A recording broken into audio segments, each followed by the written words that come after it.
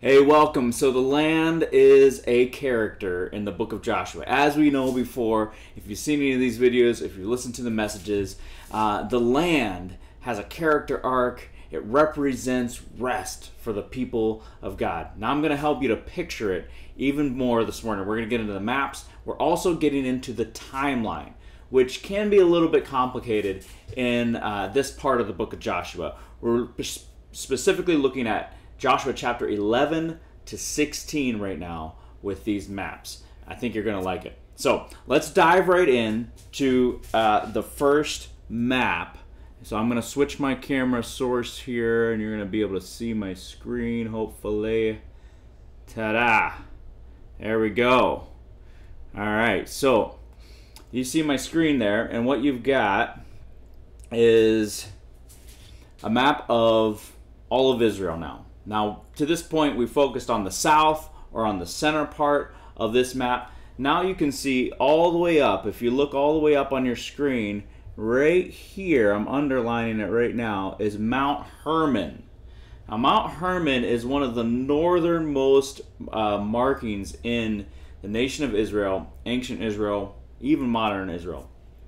I don't even know, honestly, off the top of my head, if that's still in modern Israel. That might be in Beirut. Or Damascus. So, just so you know, that's Mount Hermon is a big deal in this. So that's kind of your northern marker. You can go down to the south, and you're going down in here. You see the bottom of the map down here. Your Negev. That's the desert that's in the southern region of Israel. Okay, we started the story, just as a reminder, we started the story with Israel camped, and they already occupied this territory over on the east side of the Jordan. And Reuben, Gad, one half of Manasseh had received their inheritance in this region over here. Okay, so this is what Moses had taken. Now they took up camp on this side of the Jordan, right about here, in order to cross the Jordan. Then they cross the Jordan. They take up camp at Gilgal right here, and then they take Jericho right there. Okay? Now they do this swath across the center of the land, and they take Ai, and then there's the big fight. Well, there's the deception of the Gibeonites, and then there's this big fight for Gibeon, where they chase people north, and they chase people south. Okay? And so now they're taken, and the southern conquest, this whole southern region, going from here all the way down here, including all the way to the Dead Sea. Okay, so they already occupied that territory. We get to chapter 11, and this conglomeration of northern kings headed up by a king in Hazor.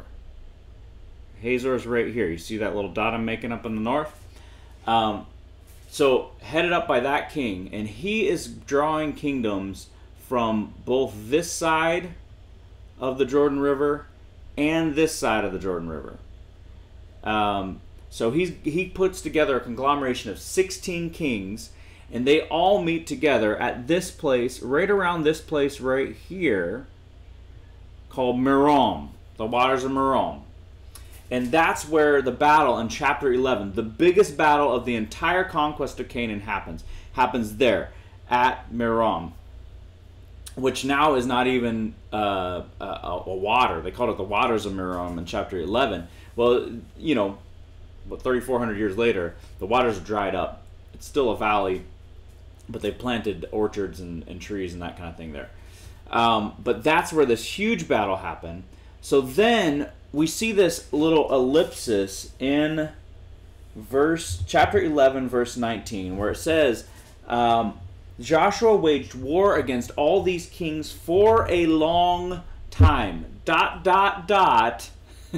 This is now expanding over a long period of time, where you see these arrows that I drew. Joshua is trying to take out all of these kingdoms, all the way down to the southern kingdom, all the way down to what they already had taken under Moses, that entire region, and all the way over to the Mediterranean Sea. And you see even Tyre and Mount Hermon were part of their territory that they conquered during this time. So their territory, the northern boundary, goes somewhere around there. So Tyre, this city over here on the Mediterranean Sea, they don't have all the way up to Sidon at this time. So Sidon would be where you see that Beirut marker and just a little bit north of that. So that's the ... that we see here. For a long time, they're fighting these battles. They're fighting all the way to the coast here. They're connecting their territory here. Okay. And so this whole region is starting to be taken.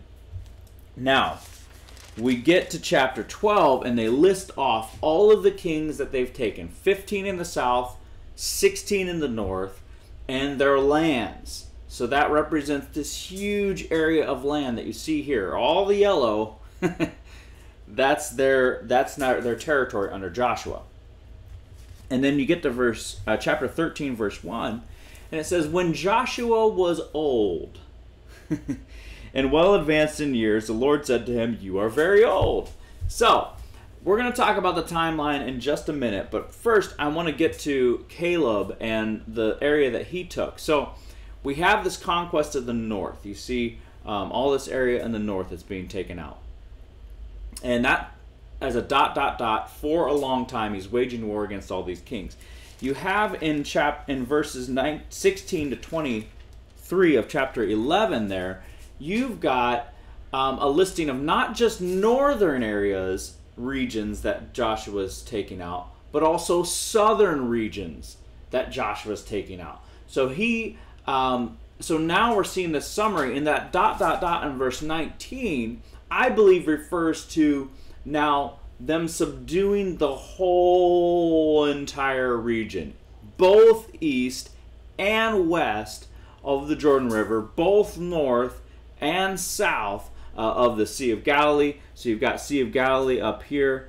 It's this little one here. It was called Sea of Kinnereth in those days. And so if you see Kinnereth in there, or the region of Kinnereth, that's Galilee. All right? So he's subduing all of this region over a long period of time. And as opposed to the southern conquest, which was quick, they kind of, took out the heart of the southern kingdoms, and now they're going to the north and taking a long time, and they're actually now circling back around to the south sometimes as well, which is why you see those southern kingdoms and southern regions mentioned again. Because what happens when they're up in the north doing conquest, then some of these southern kingdoms try and come back into the south, and so then they have to adjust. So here we go. Division of the land east of the Jordan in chapter 13. You see Reuben, Gad, half tribe of Manasseh over here. Reuben, Gad, Manasseh's up here. Half of the tribe of Manasseh's up there. So they're over there. Then you get over to chapter 14, and you see we get to the people of Judah, and specifically Caleb. Now Caleb, he's not interested in the north. He's been fighting up in the north, and but he's not interested in the north. He wants land in the south, so he cuts in line because he's getting older, and he's like, "This is my time. I'm going to cut in line." He cuts in line, and it receives this area in the south, Hebron, and some of the areas surrounding that. Kiriath Arba, city of Arba, city of the giants, of the giant Arba, the most famous of all of the Anakites. So you've got Caleb who takes that area, and then you have the region of Judah takes up from Jerusalem right here. You see Jerusalem there, and almost everything south here. So it takes up this whole area down here, whole area over here, all the way Dead Sea down south. Judah is huge. All right, it's a huge tribe. It's a warrior tribe. They can occupy all that territory, so they do. So Judah's taken up all that area. Now, then you get to Joseph in chapter 16. the descendants of Joseph are Ephraim and Manasseh, two sons. They split Joseph, who was one of the 12, right, sons of Jacob, but they split his inheritance into two different separate inheritance. He gets the rights of the firstborn, which should have gone to Reuben, but didn't because of some mistakes that Reuben had made and then the prophecies that followed after that. So Joseph's the one that gets a double portion between Ephraim and Manasseh. And Ephraim gets this region right north of Benjamin, which has Jerusalem and some of this area down here. Ephraim gets this little region here. Manasseh already has half of their territory over here. You see where the M is. Now Manasseh takes this territory over here too. So they have this whole big chunk here. And Ephraim has a little chunk, but it's some of the best and most prime land in the nation of Israel. So, yeah, so there's that. And we're going to get to their story this week on Sunday and kind of some of their complaints and how Joshua dealt with that and what we can learn when we deal with people who are a little sensitive and feel a little entitled, because that was the nation of Ephraim, or that was the tribe of Ephraim. They were a little sensitive and a little entitled because they're like, well, we're Joseph's descendants, you know, you should be answering to us. So it's kind of interesting. And Joshua was from Ephraim, interestingly enough, but he has to put them in their place. So now what we're going to switch to is we're going to switch to now looking at the timeline. So I'm going to get up a document here that shows the timeline. All right. And you see that? So now we've got two different timelines, two different possible timelines. And you see on the top one, if Joshua is younger at the start of the book of Joshua, this would be your timeline. If Joshua is older at the start of the book of Joshua, that would be your timeline. Now, no one knows exactly how old Joshua was. The Bible doesn't tell us how old Joshua was.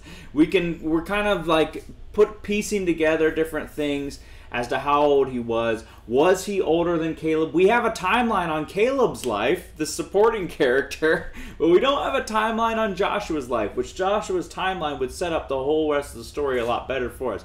But we just don't know. So there's two possible options here. Both of them work with the text, work with the scripture. I tend to prefer Joshua's younger timeline, the top one you see there, but Joshua's older timeline could definitely work as well. So if Joshua was younger, I picture him in Joshua chapter 1 as in his 60s, a little bit younger than when we see Caleb later. So maybe he's 70 by the time Caleb comes to him at 85. And so maybe there's like a 15-year difference between them, something like that. Or maybe he's a little bit older. But either way, I look at him as younger than Caleb when Caleb approaches him in Joshua chapter 14. But if that's the case, then this top timeline works. You see Joshua 1 through 9 takes a short period of time, not even a year. So basically, by the time you get to Joshua 10, you might still be in the first year of the conquest. Okay? All of that happens fairly quickly. You get to Joshua chapter 11, the Battle of the North. That might still be in the first year. It might be pushing on to the second year, probably pushing on toward the second year. And then the Battle of the North then ends in conquest of the North, which is that ... in Joshua 11:19 that says they battled for a long time. Okay, so that ... now can say any period of time. It could be just 4 years, and then you've got Caleb's story in chapter 14-15 being right in that timeline where so Joshua, that would fit the older timeline scenario. But it could be even longer than that, which if you're going with the younger timeline here, then that ... would have to be a long period of time, many years, many years. I tend to lean towards that theory because of a few different factors. But you get to this timeline and you see Joshua 11, battle at Merom in the north. You see down next dot I've got there is the northern conquest and of the rest of the land. That that ellipsis there. You see that arrow, which would cover Joshua 14 and 15 as well, because I see those then as flashback stories. And there's the imperfect tense that's used for is that it had happened, and so it had happened to introduce Caleb's story there, which makes me think that that's a flashback to sometime in that ellipsis, in that dot period that's mentioned in chapter 11. So they're conquesting the land in the north. Now they're circling back around to the south, and Caleb's like, give me Hebron. And so Joshua gives him Hebron. That's all part of this time period. So that puts that before the statement in Joshua 13 where God tells Joshua he's old. Okay, does that make sense? So then what you have from 13 all the way to 24 is now an expression of kind of the epilogue. It's the end of this story. It's the wrap up. It's telling us what all the individual peoples, individual clans, individual groups within Israel are inheriting, and shows God's love for each of these individual peoples. And it's amazing, and with great detail, it gives the title deed of the inheritance of God's people. God loves each individual. And this is the sign that God keeps his promises. This is the one of the main themes of the book of Joshua, that there is rest for the people of God. And so that takes chapter 13 all the way to 24, and in my opinion, with kind of these flashbacks then of chapter 14 and 15 to Caleb's story. And so then you have some other maybe possible flashbacks in 17 with the dividing up to the daughters of Zelophehad, which we're going to talk about on Sunday. And then we get to chapter 18 in the middle of 17 and then 18, and we see that this is kind of after Joshua's old, and they've divided him up the land. Now these people are going and taking over those territories and actually living in that land, possessing that land, and sojourning there, dwelling there, I should say. So that's what happens all the way to chapter 21. And then we see the end of Joshua's life in 22, 23, 24. The older timeline, if Joshua's older, then it's a little simpler, but I don't think the imperfect tenses in Joshua chapter 14 and 15 about Caleb's story make as much sense. It is a little simpler, though. That basically says that it's a kind of a chronological timeline. You've got Joshua 1 through 9, Joshua 10, maybe about a year there. You've got Joshua 11, that takes about 4 more years. And so then Joshua's old, so he would have had to have started the story old. So he'd have had to have started the story probably 90 plus, 95, started the conquest. So Jericho's happening when he's like 90, 95. I find that kind of unlikely. That's why I prefer the younger timeline. And then, so that's only 5 years based on Caleb's story's timeline of the whole conquest there before we get to chapter 14. And then we see that there's been 5 years of fighting before Caleb takes Hebron, okay, in chapter 14. So I see that. It's possible it could have happened that way, but Joshua would have had to have been old when that thing started, when the whole battle started. He would have had to have been older than Caleb, okay? And then you get to 16 through 24, and Joshua's still old, and they're dividing the land, and there's final instructions. Either timeline works. Pick one that works in your head that you can articulate well. But the bottom line with all of these things is God's promises are kept. Rest is available, and it's your inheritance, not just in the by and by in heaven. It's your inheritance right now. Enter into God's rest. It's an amazing place to live and be. So thank you for joining me for this video. I love you guys, and share it and like it, and we'll talk to you again soon.